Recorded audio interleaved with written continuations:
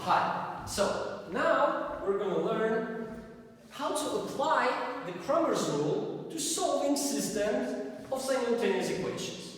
Okay, so as before, the first thing we do is we rewrite the system of simultaneous equations into the matrix notation.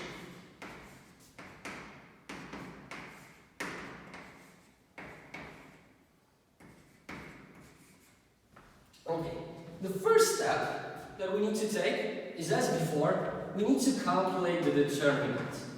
Okay, look, determinant A here is, of course, 4, 2, 3, 5, which gives us 20 minus 6, it's equal to 14. We know that it's different than 0, so we've got one unique solution. Okay, now what do we need to do next? Look, as the Cramer Rule said, basically we need to calculate some different determinants.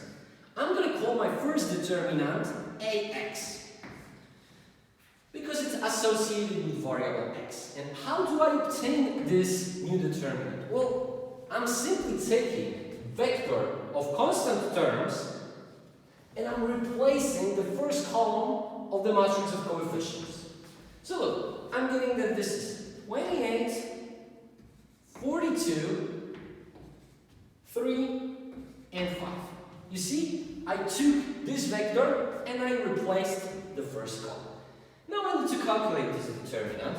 Look, I can easily notice that over here, I can take 14 out of the first column. So this is 14 times 2, 3, 1. Okay, this one we can calculate easily. This is 10 minus 9, which is 1, times 14, it's 14.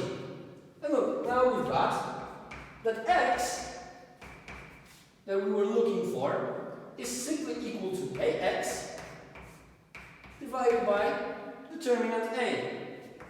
So this is 14 over 14, it is 1. Simple, right? And look, now we do the very same trick, but now we need to calculate determinant AY, which is, how are we going to do it? Well, again, it's very simple. I'm going to take the vector of constant terms, and now I'm going to replace the second column, right? So, I'm getting that this is 4, 2, 28, 42, right? Again, I can take 14 out of the last column, and I'm getting that this is 4, 2, 2, 3. Just to be safe, okay, I know this is very easy, but what can we do else here? Actually, no, let's leave it like this. We will be dividing by 14 anyway. So this is 14 times 12 minus 4, 8, right?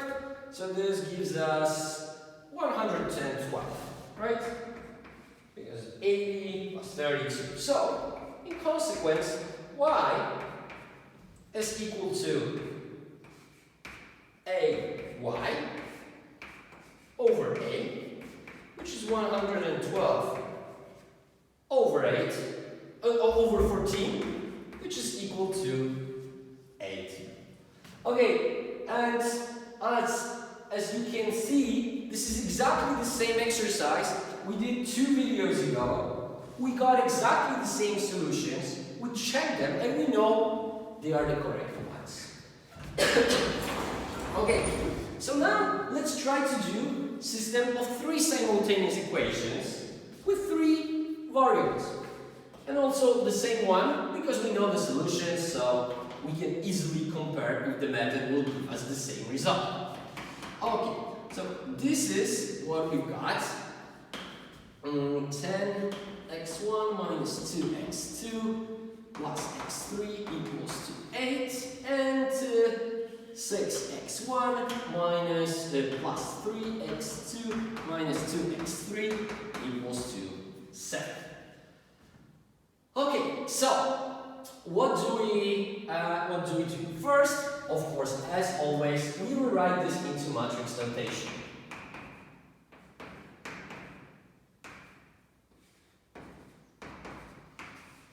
Then we have vector of endogenous variables and vector of constant terms 0, 8, 7. Okay, we calculate the determinant. We always start with this. So we've got that this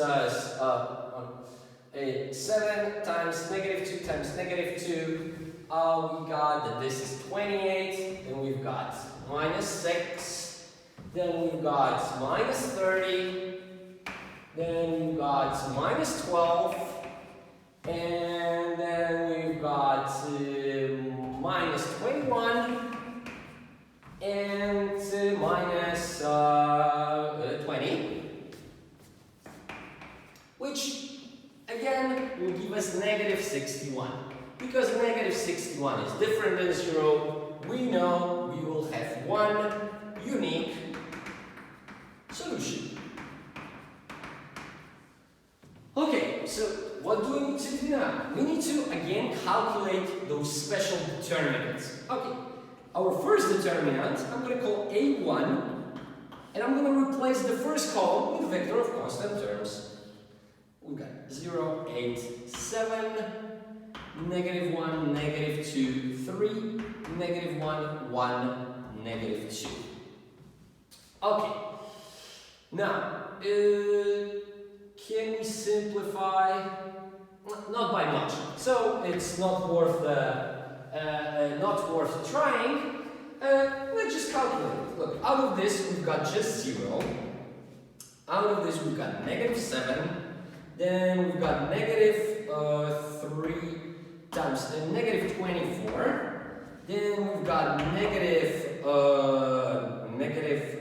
21. No, I'm sorry, negative 30. This is 2. Negative 14. Then we've got 0 and negative 16. Which of course gives us negative 61. Okay, now how much in this case is x1 equal to? All I need to do is to divide determinant A1 by determinant A. Negative 61 over negative 61 is just 1. Okay, so now what do we need to do? We need to calculate determinant A2. So now I'm going to take vector of constant terms and replace the second column. Okay, so we've got that this is 7, 10, 6, negative 1, 0, 8, 7, negative 1, 1, negative 2.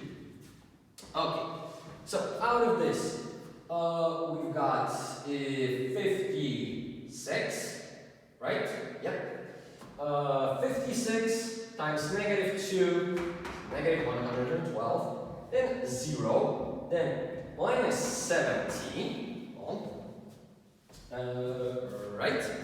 Then we've got plus 48.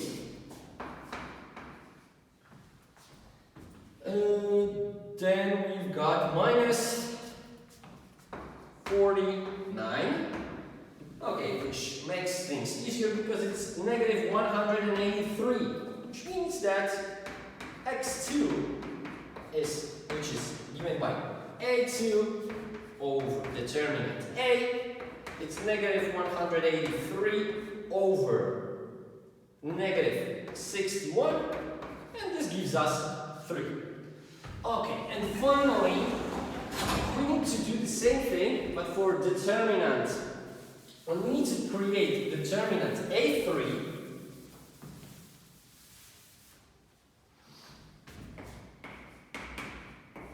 And now we're going to replace the third column.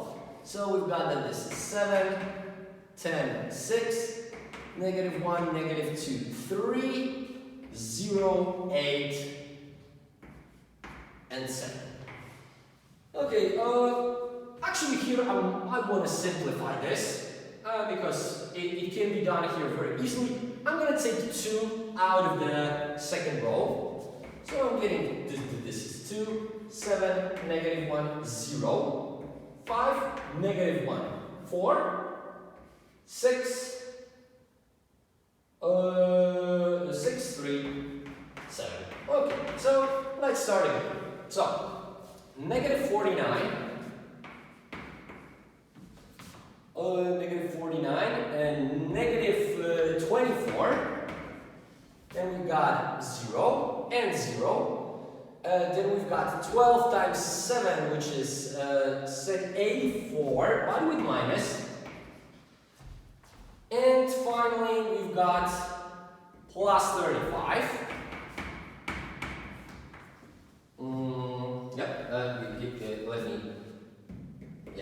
Plus 35, which amounts to negative 122, negative 244. And now finally, we can get x3, which is equal to a3 over a, which is equal to negative 244 over negative 61, which is 4. Okay, I hope you can see now that using Cramer's rule is way simpler. Actually, if you want to solve a system of simultaneous equations very fast, this is your way to go. Okay, so this is it about the Cramer's rule. In the next video, or maybe next two, we'll actually do some last things about matrix algebra that you need to know, and later on we can move on to calculus. Thank you for your attention.